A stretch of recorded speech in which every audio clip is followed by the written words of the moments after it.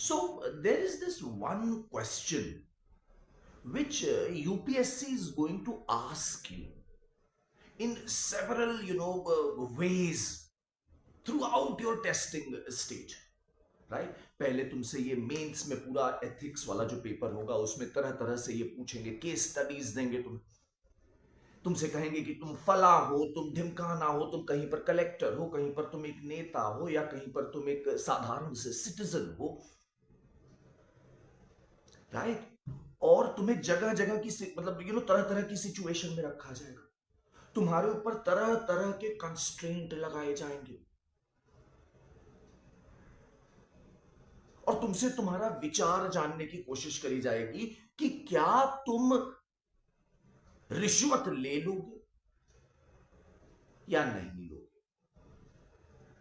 तो एक तो ये इस तरह से पूछते हैं,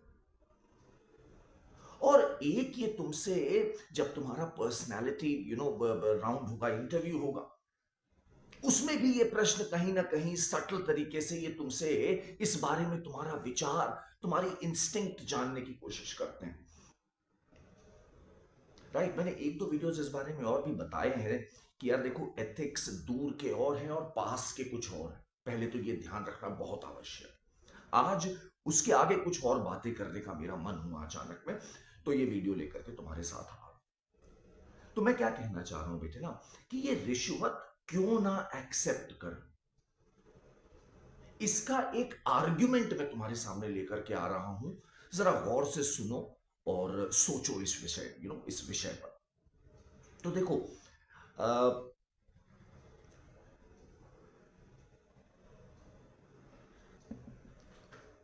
नोटिस करो, मैं यूज कर रहा हूं word argument. Why? Because in your paper 4, जो जीएस का पेपर 4 है, एथिक्स, इंटेग्रिटी एंड एप्टीट्यूड, उसमें वो तुम्हारी moral reasoning, ethical reasoning test कर रहे हैं। They want to know your reasoning कि तुम क्यों ऐसा कह रहे हो। समझ रहे हो मेरी बात? तो ये आर्ग्यूमेंट पे समझो, तो तुम्हें इस आर्ग्यूमेंट के सारे असम्पशंस मालूम होने चाहिए, स्ट्रेंथ मालूम होनी चाहिए, वीकनेस। और यही अगर तुमने अपने पर्सनल अनुभव से जोड़ के एक सेल्फ बिलीव्ड ट्रूथ के तौर पे लिख पाए, तो नंबरों की तो बारिश होगी बेटा, बारिश होगी, राइट। अच्छा मेरी बात सुनो। हाँ, शुरू करने से पहले, तर्क को शुरू करने से पहले उसकी कमजोरी एक समझ लो तुरंत, है ना। ये देखो, मेरा खुद का अनुभव जानो पहले।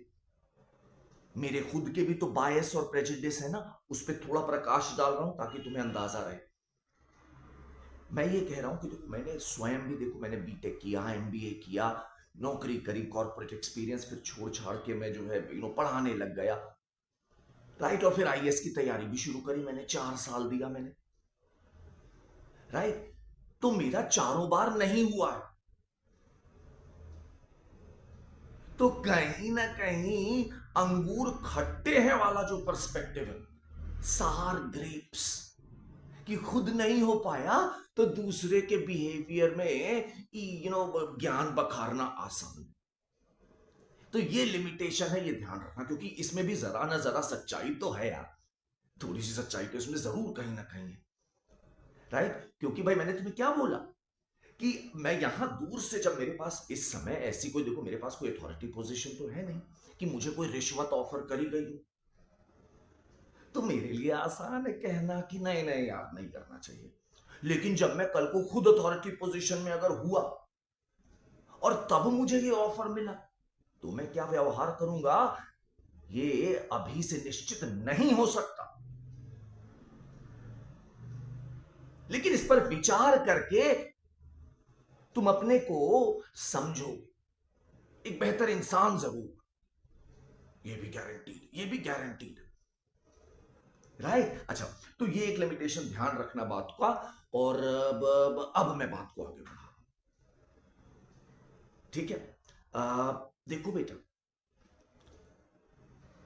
जब आप 24-25 साल के, राइट, ये एक बड़ी मासूम सी उम्र होती है, और आप पहुंचते हैं, हम सब एक मध्यम वर्गीय परिवार और वर्ग से निकल के आते हैं, और जब हम लोग इतने ओहदे वाले पोजीशन पे, जिसको पूरा भारतवर्ष है ना देखता है, उस दिशा में जब हम बढ़ जाते हैं, सफल हो जाते हैं, राइट, तो हमारी आकांक्षाएं, एस्पिरेशंस होते हैं हमारे, राइट, जो हम अपने आसपास के लोगों के लिए अच्छा करना चाहते हैं, अपने दोस्तों के लिए, अपने घर वालों के लिए, जो उनकी जरूरतें हैं उनको पूरा करना चाहते हैं, राइट। ऐसे में जब हमको कहीं पर इजी मनी मिलता है, जिसके लिए हमें कुछ गलत नहीं करना पड़ रहा,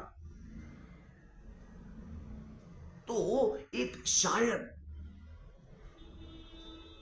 ये इंस्टिंक्ट आ जाता है, बट इसके रेपरकशंस पहचानना बहुत जरूरी है बेटा, क्योंकि याद रखो, तुम्हारी उम्र जो है ना इस समय, ये ऐसी है कि इसमें बेटा फिसल जाने को केवल बचपना ही कहा जा सकता है,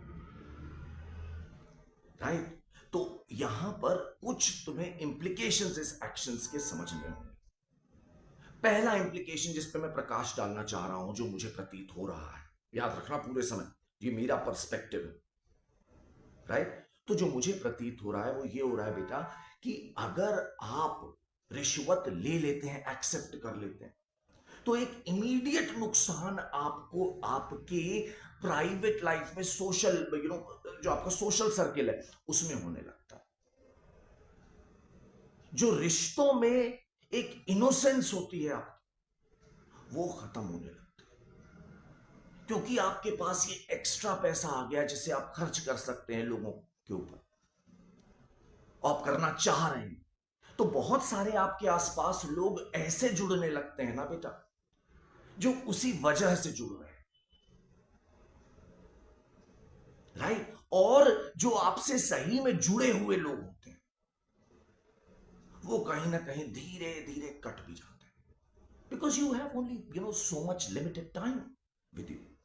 और अगर 4 लोग आपको घेर के खड़े हैं जो लगातार कह रहे हैं कि अरे भाई आप तो बहुत अच्छे हैं, मैडम आप तो बहुत प्यारी हैं, अरे सर आप जैसा तो कोई आया ही नहीं आज तक इस जिले में, राइट। तो I am sure it must be feeling good. तो आप कहीं ना कहीं उस तरह की चीजों में ज्यादा घिर जाते हैं। इसके लॉन्ग टर्म इंप्लीकेशंस क्या होंगे, ये मैं तुम्हारे ऊपर खुद छोड़ रहा हूं, कि इस तरह की जो एक आर्टिफिशियलिटी आ जाएगी ये सोशल रिलेशंस की, ये क्या वो कॉस्ट है जो तुम बियर करने के लिए तैयार, राइट। ये एक पहला पॉइंट मैं कहूंगा जिस पे तुम्हें सोचना चाहिए, राइट, दैट इज वन। अच्छा, दूसरा जो मेरा पॉइंट रहेगा, वो यूपीएससी जिस तरह के केस स्टडीज बना रहा है, जरा उस पर विचार करिए भाई, राइट, उस पर जरा विचार करिए सब लोग। कैसा विचार, मतलब मैं क्या कहना चाह रहा हूं, देखो उनकी केस स्टडीज बड़ी टिपिकल सी होती हैं, जिसमें तुम्हें रखते हैं, कहते हैं कि भाई आपके पास एक कोई अथॉरिटी, पोजीशन ऑफ अथॉरिटी है, राइट, और कहीं पर एक कुछ झमेला हो रहा है, सम काइंड ऑफ एक स्कैम टाइप की कोई चीज हो रही है, और आपके पास 2 ऑप्शन हैं, either you take the easy way out or you do the right thing। Easy way out में तुम्हें कुछ शॉर्ट टर्म बेनिफिट दिखाए जाएंगे, और तुम्हारी सिचुएशन ऐसे डिस्क्राइब की जाएगी कि वो एक सॉब स्टोरी लगे तुम्हें। क्या मतलब हुआ इसका, कि मतलब जिसको सुन के तुम्हें लगे अरे जैसे वो दिखाते हैं ना पिक्चरों में, विधवा बहन, विधवा माँ, अंधी बहन, है ना, लंगड़ा भाई, अंधा भाई, बूढ़ा बाप, वो सॉब स्टोरी बनाई जाएगी। So first of all, learn to ignore that sob story। ये तुम्हें पावर देगा अपनी खुद की स्टोरी को सॉब स्टोरी ना बनने देने से, because you will realise everybody faces challenge. तो जो सॉब स्टोरी बनाई जाएगी तुम्हारे इर्द गिर्द, उससे उसको पहचान लेना कि ये इसका कोई मतलब नहीं। तुम्हारे दिखाया जाएगा ना, देखो पिछले साल के एग्जाम्पल्स देखो, कि तुम्हारे छोटे बेटे का क्या कहते हैं बोर्ड का एग्जाम है और तुम्हारा ट्रांसफर की धमकी दे रहा है, या तुम्हारी माँ है उनका इलाज होना है शहर के हॉस्पिटल में, अगर तुम्हारा रूरल पोस्टिंग हो गई तो तुम तो परेशान। Such situations are sob stories, right? तो learn to spot that in the case studies. ये भी एक एस्पेक्ट मैं तुम्हें बताऊंगा. ये वजहें नहीं हो सकती हैं रिश्वत लेने की. That is the point that you should keep in mind. ये वजहें नहीं हो सकती रिश्वत लेने. Impossible. Very very weak argument. Very weak argument. Right? So ये these are probably couple of points जो मैं शायद अभी बोल पा रहा हूं इस समय करंट context में. But yeah, it's a beautiful topic. I would advise you to think more about it. And let me know अगर तुम्हारे दिमाग में और अच्छे अच्छे तर्क हैं, या तुम मेरे तर्क को काट सक रहे हो, कहीं पर तुम्हें उसमें कमजोरी लग रही है, तो प्लीज मुझे बताने की कोशिश जरूर करना. ठीक है? See you. Bye.